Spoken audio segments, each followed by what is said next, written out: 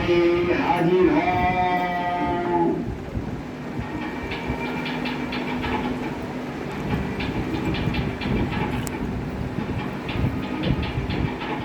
दरिया में आकर शपथ लें, इस पवित्र गीता पर हाथ रखकर शपथ लीजिए कि मैं भगवान को हाजिर नाजिर देखकर कहती हूँ कि मैं जो भी कहूंगी सच कहूंगी, सत्य के सिवाय कुछ नहीं कहूंगी। जज साहब, मैं यहाँ पर भगवान को हाजिर नाजिर नहीं देख रही हूँ, फिर मैं ये शपथ कैसे लूं? भगवान तो परम धाम के वासी हैं, मैं तो आपको हाजिर नाजिर देख रही हूँ, इसलिए ये शपथ ले सकती हूँ कि आप आत्मा को जज के रूप में हाजिर मानकर सच कहोगे। Order order. ये कोई उपदेश देने की जगह नहीं है। इस समय आप कोर्ट में खड़ी हो और कोर्ट की कार्यवाही इससे ही शुरू होती है, इसलिए आप कहिए कि भगवान को हाजिर नाजिर मानकर जो कहूंगी सत्य कहूंगी। वकील साहब, आप चाहते हैं कि मैं ये कहूँ कि भगवान सब जगह है, कुर्सी में, मेज में, चोर में, डाकू में, वकील में, जज में, कुत्ते में, बिल्ली में? नहीं नहीं, मैं ये नहीं कह सकती। भगवान तो सर्वोच्च और परम पवित्र है, और आज इस कलयुग में तो चारों तरफ पापाचार ही पापाचार है। मिलॉर्ड, ओम राधे तो शपथ लेने से इनकार करती हैं। अब न्यायालय का क्या आदेश है?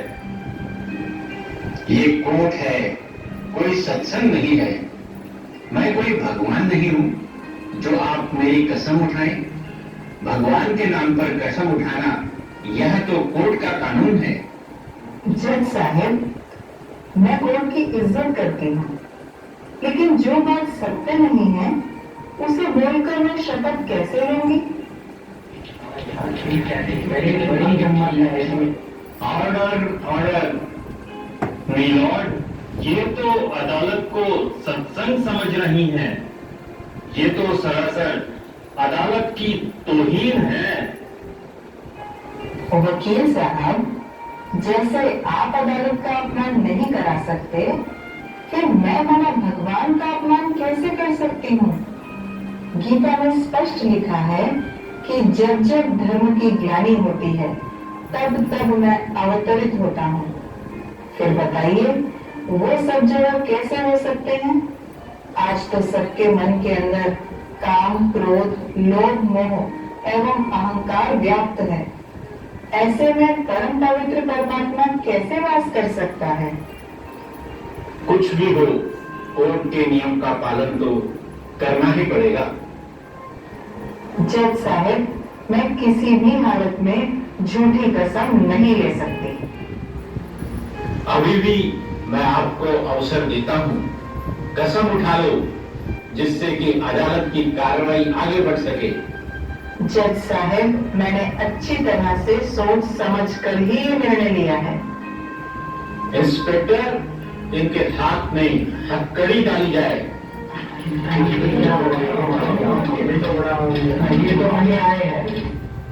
रुको रुको, कोई बात नहीं। अगर कसम नहीं उठाते तो अच्छा ये बताओ, घर वालों के इतना रोकने के बाद भी आप दादा के पास भागकर क्यों जाते हो?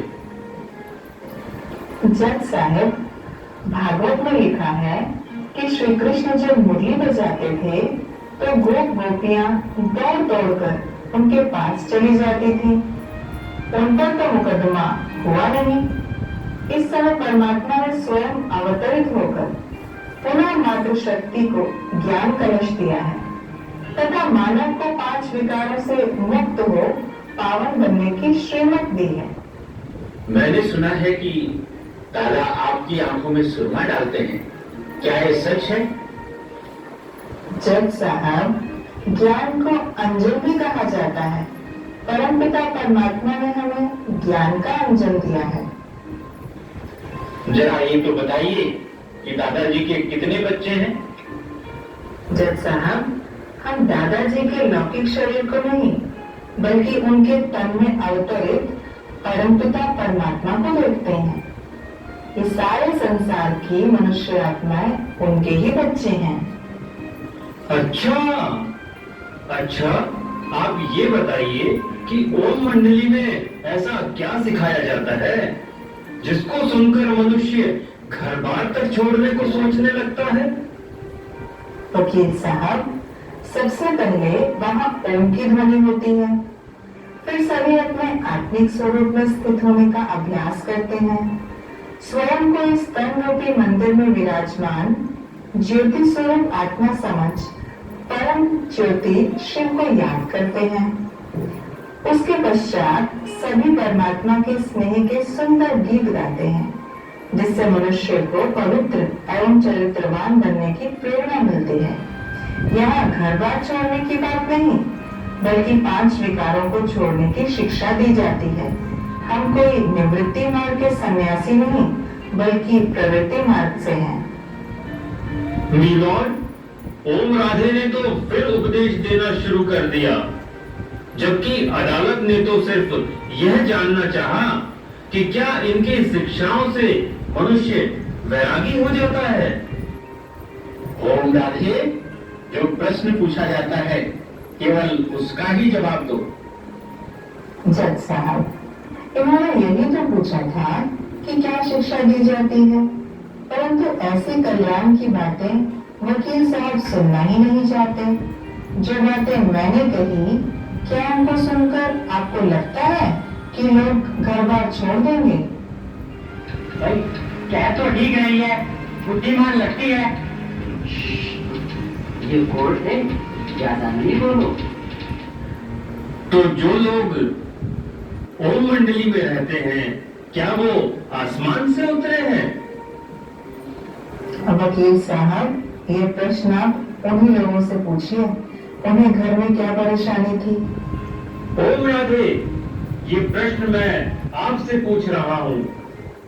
वकील साहब, मैंने बताया तो सही कि वहाँ विकारों को छोड़ने की शिक्षा दी जाती है, न कि घर बार छोड़ने की। परंतु लोग घर बार क्यों छोड़ रहे हैं? वहाँ कोई भी घर छोड़कर नहीं आया है।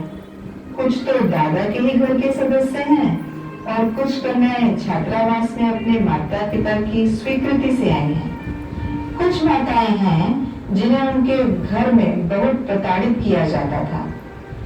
मिलॉर्ड, मैं ओम राधे से पूछना चाहता हूँ कि वो स्वयं दादा के पास क्यों आई हैं?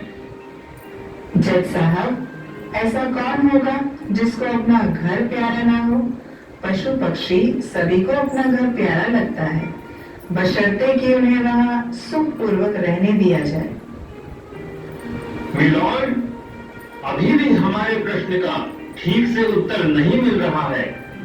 आज कई स्त्रियां अपने पति को छोड़ ओम मंडली में रहती हैं।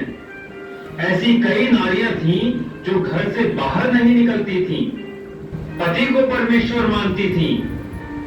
वो घर बार छोड़कर क्यों चली गई? जज साहब, यदि पति परमेश्वर है, तो क्या पत्नी उसकी परमेश्वरी नहीं हुई? कल तक परमेश्वर ने परमेश्वरी को क्यों कैद करके रखा था? परमेश्वर तो संपूर्ण पवित्र है। पति को परमेश्वर कहना तो परमेश्वर का भी अपमान करना है। क्या नारी के कुछ अपने स्वतंत्र विचार नहीं होते? क्या पत्नी पति की दासी मात्र ही है? या पति तो मैं भी हूँ, परंतु इनका तर्क जोरदार है। मुझे मजा आ गया। जज साहेब, ओम राधे मुद्दे से ध्यान भटका रही हैं। ओम राधे, आपसे जो प्रश्न पूछा जाए उसका ही उत्तर दीजिए। मैंने उत्तर ही तो दिया है जज साहब। क्या नारी एक प्राणी नहीं है? क्या उसके कोई अधिकार नहीं है? उसके भी कोई अधिकार है। उसको सदा मार पीट कर, डरा धमका कर नहीं रखा जा सकता है। नारी को जबरदस्ती मांस मदिरा खिलाना क्या अपराध नहीं है? इसलिए उन्होंने द्रौपदी की तरह भगवान को पुकारा और भगवान की शरण में आ गई। यदि पति के अत्याचारों से सताई हुई नारी हमारे पास आए तो क्या हम उसके लिए दरवाजा बंद कर लें? क्या उसे शरण देना इंसानी फर्ज नहीं है? मिलॉर्ड, पति के भी तो अपने अधिकार हैं। अगर पत्नी उसका कहना नहीं माने तो पति क्या करेगा? जज साहब, ये कैसा अधिकार है?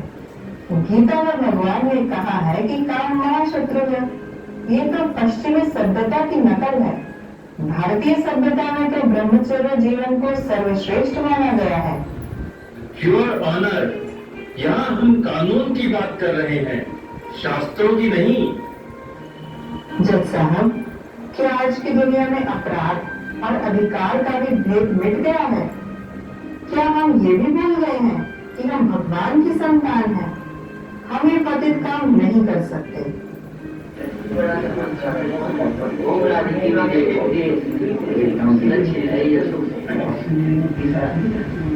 Order order.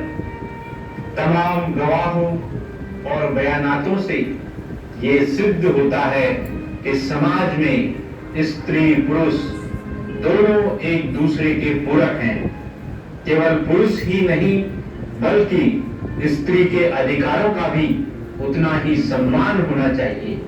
इसलिए अदालत इस नतीजे पर पहुंची है कि ओम राधे का सम्मान सहित उनके पक्ष में निर्णय दिया जाता है और आज की कार्यवाही यही समाप्त की जाती है।